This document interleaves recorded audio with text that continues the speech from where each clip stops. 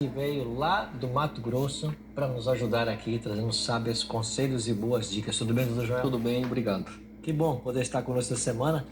Ontem nós falamos um pouquinho, ou antecipamos o tema de hoje, que a gente ia falar um pouquinho sobre a questão do fortalecimento do sistema imunológico. Ele me contava há pouco que um paciente chegou até o seu consultório e disse: olha, eu vim aqui para aumentar meu sistema imunológico, né?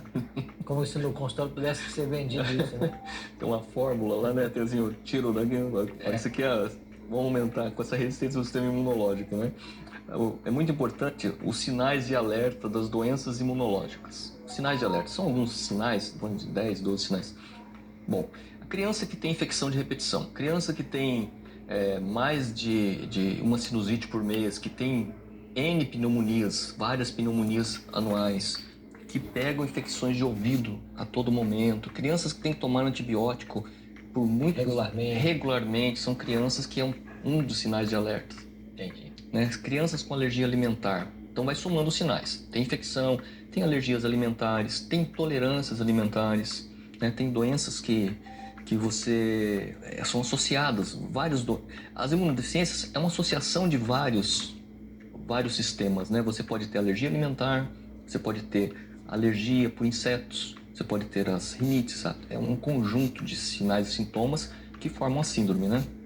Então, nessas imunodeficiências, os sinais de alerta são importantes para que os pais fiquem atentos, né? E às vezes você leva no pediatra e aquilo se torna rotina, e aquilo se torna um desespero familiar, porque a criança toda hora está no pronto-socorro, toda hora está no pediatra, né? E não melhora, aquilo se torna... Mas os sinais de alerta são importantes. Então, quando perceberem isso, leve a um especialista. O que vem à minha mente é que seria a defesa do nosso organismo contra os vírus das doenças. É isso? Ou sim, ou longe da realidade? Igual a gente conversava, né? O paciente chegou e falou: vim aqui aumentar a minha imunidade. Aí você faz as perguntas básicas, né? Mas o senhor fuma? Sim, fumo. Quantos anos? Eu fumo 32 anos. Falou, então a gente tem um cálculo, né? Que, quantos? Eu fumo 2 maços, né?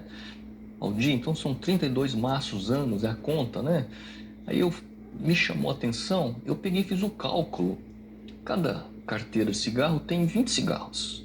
Tem 10 centímetros cada cigarro, né? Então dá 2 metros de cigarro por carteira. 2 carteiras por dia dão 4 metros de cigarro, né? Por dia.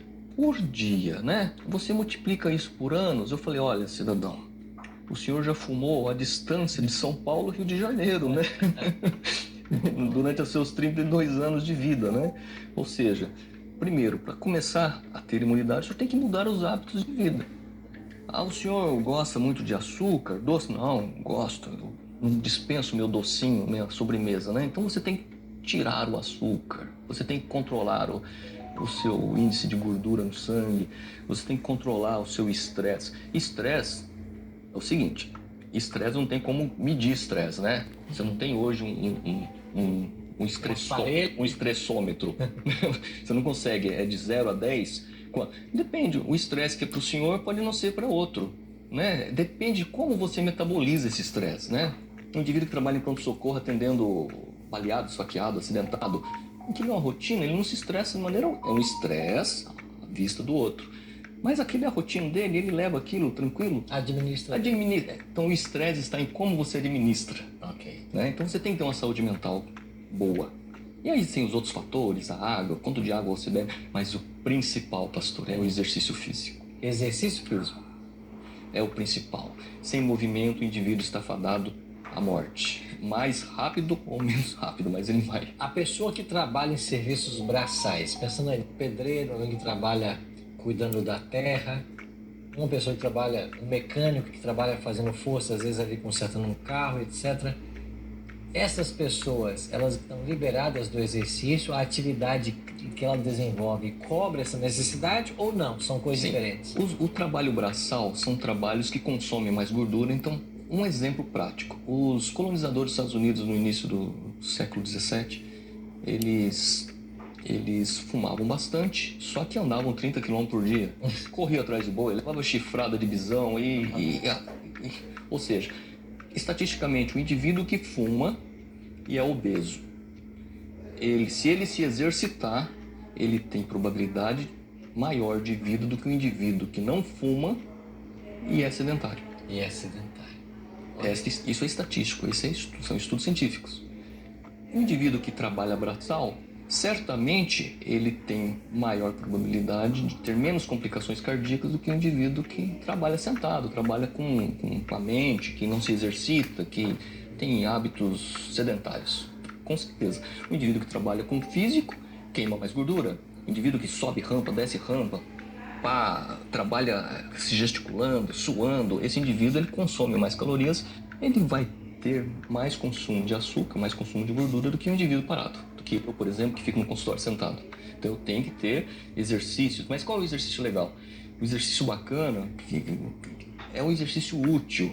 Aquele exercício onde você vai mexer numa horta, você vai mexer capinar o seu quintal, você vai mexer numa flor, você vai lavar o seu carro, você se exercitar, vai cortar. Esse é o exercício. Andar também é importante.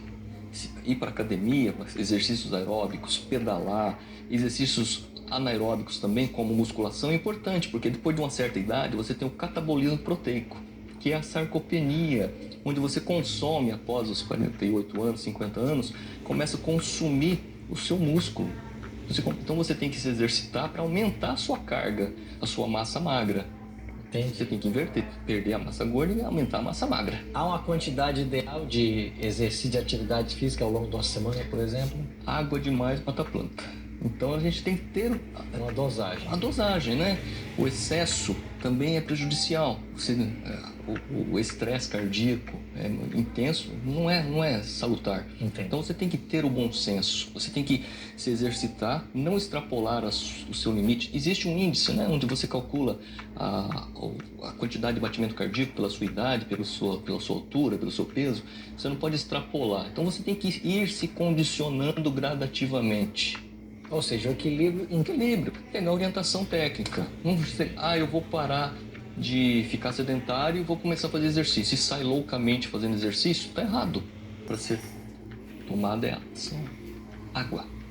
Não há outro. Água. Você chega num restaurante, tem 90 tipos de bebida. Gaseificada, sem gás, açúcar. Qual o melhor? Água longe das refeições. Jamais com as refeições. Jamais delas. Olha aí. Quantas dicas preciosas. Bom, amanhã a gente vamos continuar com a presença aqui do nosso amigo, falando um pouquinho amanhã na quantidade sobre o estilo de vida, e vamos também falar na questão da alimentação e a importância de termos uma boa alimentação para um bom sistema imunológico.